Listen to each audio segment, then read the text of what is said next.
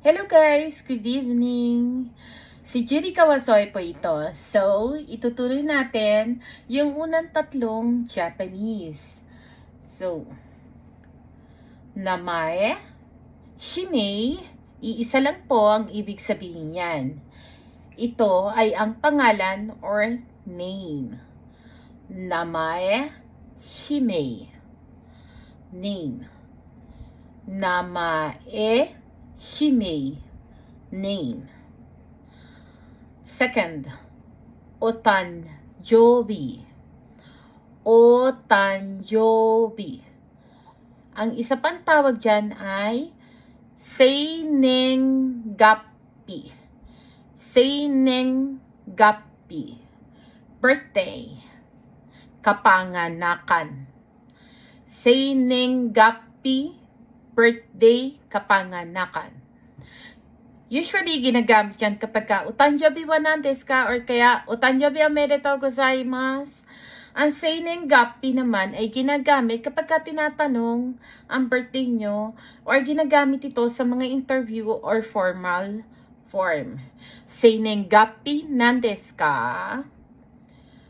Jusho. Jusho. Or address. O kaya naman, pwede itong sabihing sumai.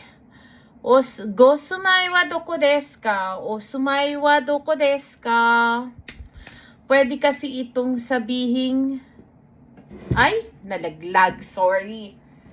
So, pwede kasi itong sabihing sumai.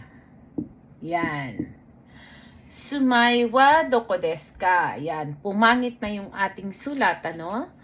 So, yan kasi is pwedeng maging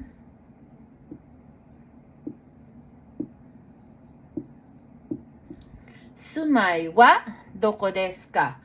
Iisa lang ang ibig sabihin yan. No? Jusho tsaka sumai, ibig sabihin, saan ka nakatira? Jusho, sumai, jusho, o sumai wa doko desu ka? Jusho wa doko desu ka? The meaning of that is address. Kung saan ka nakatira. Ito, no? Jusho, address.